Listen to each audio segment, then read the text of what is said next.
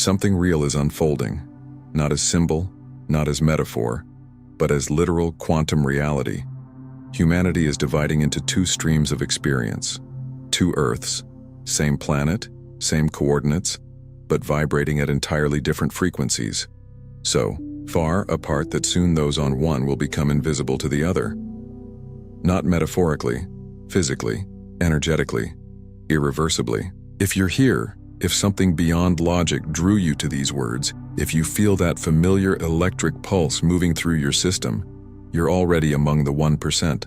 Not because you were chosen, not because you earned it, but because your consciousness is already resonating at the frequency of what's coming. You've been marked not by decree, but by vibration.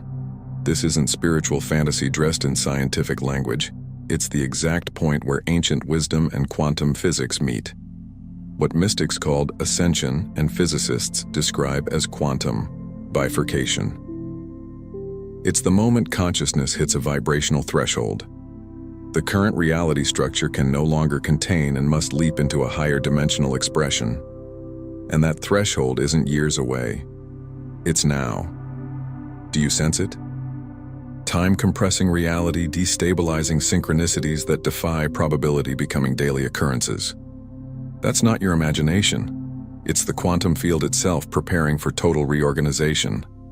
Like water nearing its boiling point, molecules accelerating, tension building until suddenly phase shift.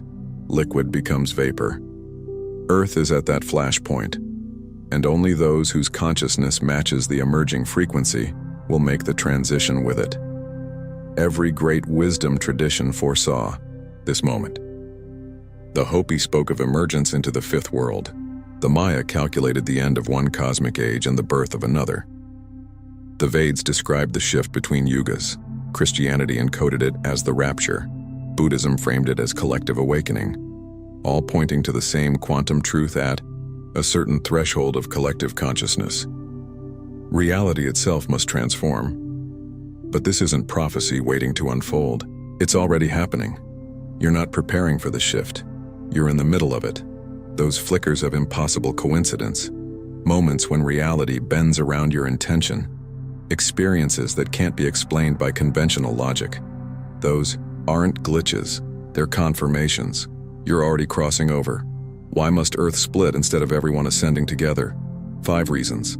First, vibrational incompatibility. Consciousness operates like radio frequencies. You can only tune into the station that matches your vibration. As Earth's foundational frequency rises, measurable in the Schumann resonance, those locked in old patterns experience increasing chaos, not as punishment, but as natural mismatch. Like playing a 33 RPM record at 78.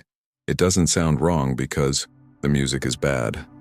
It's just out of sync. Second, sovereign choice. The universe never forces evolution. Some souls are ready for fifth-dimensional awareness. Others need more time and third-density learning. Neither path is superior. Bifurcation honors both by creating 2 timelines. One continuing 3D experience, one unfolding 5D Earth. Third, cosmic timing. We're completing a 26,000-year galactic cycle, the Great Year. At this peak, a flood of high-frequency light and quantum information reaches Earth. What can't integrated experiences break down what can experiences awakening fourth-dimensional mechanics. Third dimension is dense matter, linear time, cause and effect. Fifth dimension is fluid matter, multi-temporal awareness, simultaneous causality. You cannot inhabit both without fragmentation. The shift demands a choice. Fifth, collective coherence. For quantum Earth to fully manifest, its creators must vibrate in unison. Mixing lower frequencies would drag the entire field down. Separation ensures each reality can express its highest potential without interference. Crucially, the 1% isn't a fixed group. You could be in it now and slip out through fear, or you could step into it today through conscious alignment. The selection isn't based on belief. It's based on the frequency you're actually embodying in this moment. How do you know you're already in the 1%? Look for these natural signs, not things to achieve, but phenomena that arise as your awareness expands. You experience timeline fluidity, remembering events others deny, sensing that the past has shifted, Your reality is deeply personalized. Synchronicities aren't rare, they're your baseline. You perceive dimensional bleeding, geometric light, energy fields, presences at the edge of sight. Soul memories awaken. Knowing your mission, your origins, your purpose, not from study, but from deep inner knowing. You feel energetic sensitivity, reading spaces, people, intentions as pure vibration. Your relationships restructure. Old bonds dissolve not from conflict but from frequency drift. New connections feel instantly familiar, like soul reunions. You feel a nameless pull, a certainty you're here for something vast, transformative, world-shaping. And this moment, reading these words, feels less like learning and more like remembering. Quantum Earth isn't a distant realm. It's this Earth, broadcasting on a higher frequency. Think of it like television. Same screen, same hardware. But if you're tuned to Channel 3, you'll never see what's on Channel 5. Even though both exist simultaneously, most of humanity remains on 3D Earth. You're tuning into 5D, and when the split completes, the channels will no longer interfere. Each will operate as its own sovereign reality. I know because I lived it. My shift wasn't gradual, it was instantaneous. One day, third density physics governed my life. The next, thoughts manifested with shocking speed. Time became fluid. Synchronicity wasn't magical, it was how reality worked. At first I feared I'd lost my mind. Then I realized I hadn't broken reality. I'd simply upgraded my receiver. Afterward, I could perceive both Earths clearly. One contracting, fearful, amplifying chaos. The other expanding, luminous, responding to consciousness. Same global events, opposite interpretations, not opinion, frequency. Your experience of the last few years reveals which Earth you're on. So how do you stabilize in the 1%? Not through force, but through frequency alignment. Release density, fear, resentment, victimhood. They're not just emotions, they're heavy, low-frequency anchors. Don't suppress them. Feel them fully, then let them pass through you. Fifth dimensional awareness cannot coexist with chronic inner. Wait. Drop linear time. Third density traps you in past, present, future. Fifth dimension lives in the eternal now where all moments are accessible. Every time you dwell in regret or anxiety, you weaken your resonance. Presence is your anchor. Claim energetic sovereignty. Stop outsourcing your truth to gurus, media, algorithms, even spiritual authorities. Fifth dimensional consciousness knows you are the source. Reality responds to your field, not the other way around. Embrace paradox. Third density demands either or. Fifth thrives in both and allow joy and grief, chaos and peace, collapse and rebirth to coexist. The mind resists, the soul expands. Follow frequency over form. Don't choose based on logic, safety, or others' approval. Choose what feels expansive, even if it makes no rational sense. Your body knows the path before your mind catches up. Dissolve separation. See the one behind the many. Every time you judge other, you reinforce illusion. Every time you recognize yourself in another, you activate unity. Discernment remains, but separation fades. Surrender the need to know. Third density craves answers. Fifth rests in mystery. If you wait to understand before you trust, you'll miss the shift. The deepest truths exceed mental comprehension. This isn't about perfection, it's about predominance. The 1% aren't flawless. They simply choose resonance more often than resistance. When you do, you enter the liminal space, the in-between. Reality glitches, time stutters. People you've known for years suddenly feel foreign. You may question your sanity. But this isn't breakdown, it's breakthrough. You're bridging worlds. This space feels like the death of your old self. And it is. But what's dying isn't you. It's the ego costume you wore to survive in third density. Beneath it remains pure awareness, unbroken, boundless, ready to express in 5D. You're not alone. Millions are in this passage. Rupert Sheldrake's morphic resonance shows every person who stabilizes in 5D makes it easier for the next. The 1% is the tipping point, not an elite, but a function. You're not special. You're ready. And your readiness serves the whole. Your role isn't to convince or save anyone.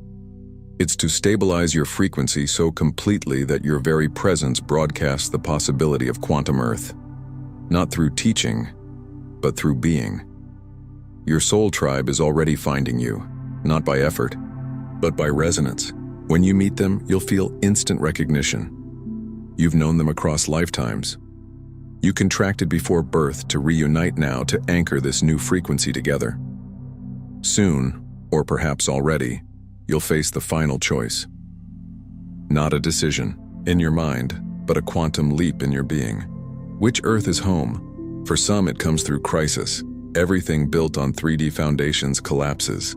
For others, it's a quiet knowing. I can't pretend anymore. For some, it's sudden. No warning, just shift. It demands total release. Not symbolically, actually. Relationships that can't vibrate at 5D. Identities based on separation. Security structures, rooted in old physics. You're not adjusting your life. You're divorcing one reality to marry another.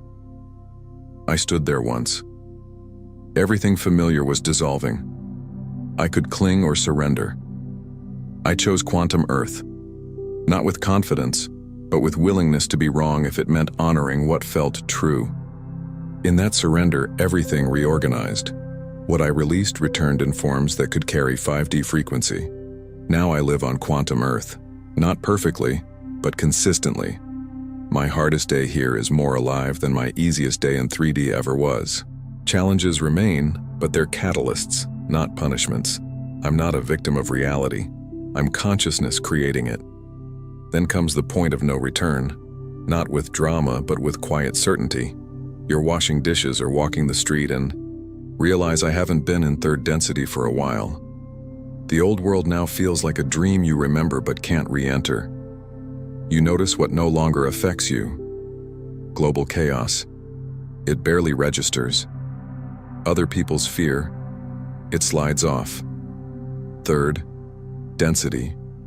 Security, money, status, control holds no appeal. Not because you've transcended need, but because quantum Earth provides through synchronicity, timing, and invisible support that defies logic, but never fails. You can't unsee this truth. The veil is torn. You're free. But freedom means you can never go back because you now know the old reality was always illusion. If this resonates, drop one word in the comments. Your energetic signature, surrender. Remember, home, expand. That word locks your frequency into the timeline you're claiming. Still cycling between worlds. That's natural. Each return to quantum Earth strengthens your anchor.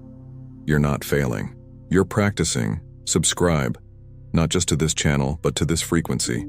Every time you engage, your baseline rises. You strengthen the morphic field for everyone approaching their threshold. And right now, breathe, feel it. The air is different. The room looks the same, but it's not the same reality. You've shifted. The selection is complete. Not by judgment, but by resonance. You're locked in. You're on quantum Earth. You're in the 1%. You're home. Not to a place, but to the frequency you've always been. This isn't coming. It's here. You're not becoming aware. You're remembering. And what's next? Mastering this frequency. So reality bends not just around you, but through you. You're ready.